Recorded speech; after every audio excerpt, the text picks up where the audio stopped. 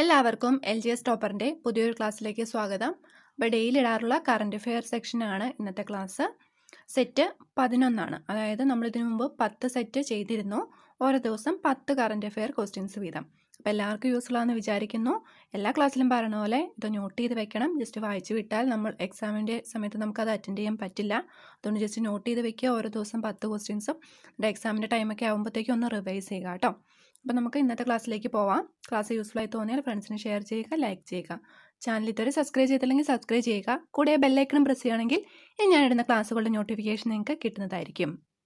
അപ്പോൾ ആദ്യത്തെ ചോദ്യം ഇതാണ്: അടുത്തിടെ ഔഷധ സസ്യങ്ങളുടെ വികസനത്തിനായി അരോമ മിഷൻ ആരംഭിച്ച സംസ്ഥാനം? ഉത്തരം മേഘാലയ.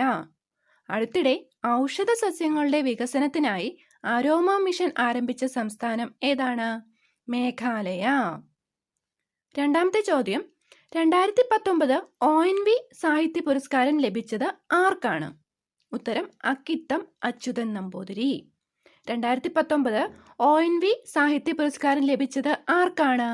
അക്കിത്തം അച്യുതൻ നമ്പൂതിരി. അടുത്ത ചോദ്യം: 2020 വേൾഡ് ഫുഡ് പ്രൈസ് ജേതാവ്? രത്തൻ ലാൽ, അദ്ദേഹം ഒരു മണ്ണ് ഗവേഷകനാണ്. 2020 വേൾഡ് ഫുഡ് പ്രൈസ് ജേതാവ് ആരാണ്? രത്തൻ ലാൽ, അദ്ദേഹം ഒരു മണ്ണ് ഗവേഷകനാണ്.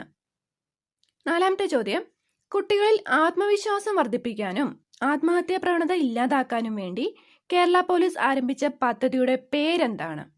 ഉത്തരം ചിരി. കുട്ടികളിൽ ആത്മവിശ്വാസം വർദ്ധിപ്പിക്കാനും ആത്മഹത്യാ പ്രവണത ഇല്ലാതാക്കാനും വേണ്ടി കേരള പോലീസ് ആരംഭിച്ച പദ്ധതിയുടെ പേര് ചിരി.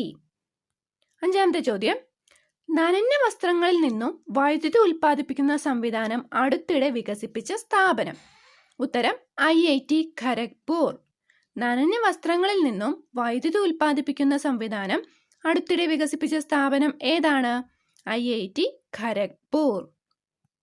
അടുത്ത ചോദ്യം: ഇന്ത്യൻ നാവികസേന മേധാവി, നിലവിലെ ഇന്ത്യൻ നാവികസേന മേധാവി ആരാണ്? അഡ്മിറൽ കരംബീർ സിംഗ്. ഇന്ത്യൻ നാവികസേന മേധാവി ആരാണ്? അഡ്മിറൽ കരംബീർ സിംഗ്. പ്രീവിയസ് ക്ലാസ്സുകളിൽ നമ്മൾ വ്യോമസേന മേധാവിയെ പറ്റിയും കരസേന മേധാവി ആരാണെന്നും പഠിച്ചിരുന്നു. അപ്പോൾ അത് ഓർത്തിരിക്കുന്നവർ താഴെ കമൻറ്റ് ചെയ്യുക കേട്ടോ, അതാരൊക്കെയാന്ന്. ഏഴാമത്തെ ചോദ്യം: ഇന്ത്യയിലെ ലോക്സഭാ സ്പീക്കർ, നിലവിലെ ലോക്സഭാ സ്പീക്കർ ആരാണ്? ഓം ബിർള.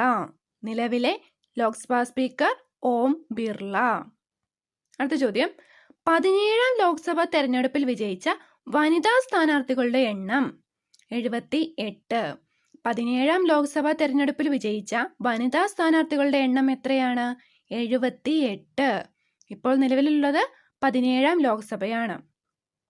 അടുത്ത ചോദ്യം: 2024 എല്ലാ ഭവനങ്ങളിലും ശുദ്ധജലം ലഭ്യമാക്കുന്നതിനുള്ള പദ്ധതിയുടെ പേരെന്ത്? ഉത്തരം ജൽ ജീവൻ മിഷൻ. 2024 എല്ലാ ഭവനങ്ങളിലും ശുദ്ധജലം ലഭ്യമാക്കുന്നതിനുള്ള പദ്ധതിയുടെ പേരെന്താണ്? ജൽ ജീവൻ മിഷൻ. ലാസ്റ്റ് ചോദ്യം: കേരളത്തിലെ ആദ്യ ഡ്രാഗൺ ഫ്ലൈ ഫെസ്റ്റിവലിന്റെ പേരെന്ത്? 2020 ഡ്രാഗൺ ഫ്ലൈ ഫെസ്റ്റിവൽ നടന്നത്.